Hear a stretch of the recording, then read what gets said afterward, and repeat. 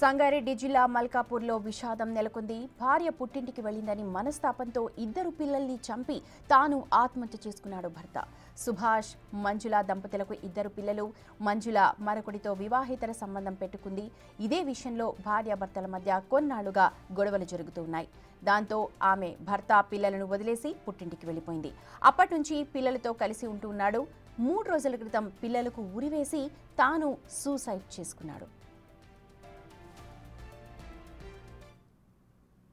ఇల్లు ఓనరు మాకు చూసినట్ట current bill కట్టినట్ట, అన్ని కట్టినట్ట.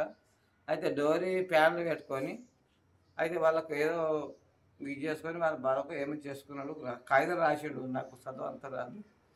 అయితే వాడు ఉరేసుకున్నాడు, ఇద్దరు పిల్లలు చంపేసాడు. కానీ వాడు కూడా చచ్చిపోయింది. ఏం పుర్రు పడిపోయినాయి సార్. అంతదాకా ఈ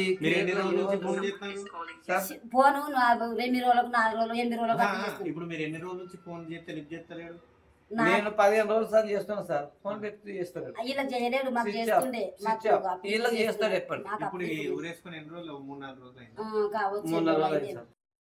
ఇల్లు ఓనరు మాకు చూసినట్ట కరెంట్ బిల్లు కట్టినట్ట, అన్ని కట్టినట్ట. అయితే డోర్ ఇదే అంశానికి సంబంధించి మా ప్రతినిధి దుర్గారెడ్డి ఉన్నారు, పూర్తి అప్డేట్స్ అందిస్తారు. దుర్గారెడ్డి, పోలీసుల విచారణ ఎంతవరకు వచ్చింది, ఏం చెప్తున్నారు వాళ్ళు? పోలీసులు అయితే ఇంటి యజమాని అంటే వాళ్ళు తర్వాత స్థానికులు ఇచ్చిన సమాచారం మేరకు కుటుంబ సభ్యులకు కేసు నమోదు చేసుకుని ఇక్కడ ఆ సుభాష్ ఇంటికి వెళ్లి ఆ డెడ్ బాడీలు మాత్రము పోస్ట్ మార్టం తరలించారు. ఆ తర్వాత భార్యాభర్తల మధ్య గొడవలని తన సొసైటీ నోట్లో మాత్రము వేరే వ్యక్తితో శారీరక సంబంధం పెట్టుకున్నట్లు కొంత పోలీసులకు అయితే వివరాలు అయితే అందిస్తున్నారు. దాంతో పాటు ఇద్దరు మంజుల, సుభాష్ మధ్యలో చాలా రోజులు గొడవలు అవుతున్నాయి. ఆమె పుట్టింటికి వెళ్ళింది.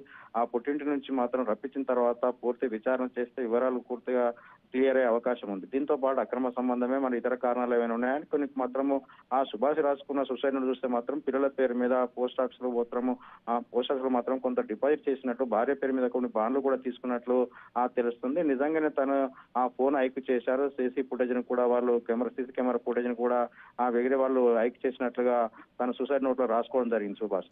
దీంతో పాటు పూర్తిగా అక్కడికి వెళ్ళిన తర్వాత వివరాలు సేకరిస్తున్న పోలీసులకు మాత్రము ఆ భార్య వస్తే మరిన్ని వివరాలు సేకరించిన తర్వాత పూర్తి వివరాలు తెలిసే అవకాశం. సుభాష్ తల్లిదండ్రులతో ఏమైనా మాట్లాడారా, లేకపోతే వాళ్ళు ఏమైనా వాళ్ళ బంధువర్గం ఎవరైనా మాట్లాడడానికి ఉన్నారా? మీరు ఏమైనా ట్రై చేశారా? అంటే సుమతి ఇప్పటివరకు అయితే వాళ్ళ అక్క, బావ, వాళ్ళ బంధువులు మాత్రం వచ్చారు. 4 రోజుల క్రితం పిల్లలను ఎలా అయితే చంపాడో తన తర్వాత ఉరేసుకున్నట్లుగా తెలుస్తుంది. తర్వాత అంత కుళ్ళిపోయిన స్థితిలో శవాలు ఉన్నాయి. వీటిని మాత్రము ఆ పోస్ట్ మార్టం పోలీసులు తరలించారు. అంటే తల్లి వాళ్ళ అక్క మాత్రము చెప్తున్నది 4 రోజుల నుంచి ఆ ఫోన్ లావడం లేదు. తర్వాత ఇంటి యజమాని మాత్రం చెప్పడంతో ఇక్కడికి వచ్చి చూసాము అని చెప్పి వివరాలు చెప్తున్నారు. కానీ వాళ్ళు మాత్రము అంటే దాదాపు భార్య వస్తే పూర్తి వివరాలు తెలిసే అవకాశం అయితే మనకు తెలుస్తుంది.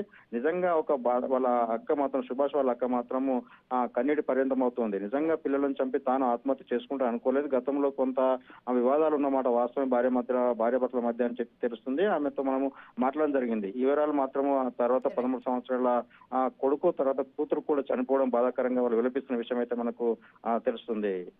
Right Durga Reddy, thank you for the information.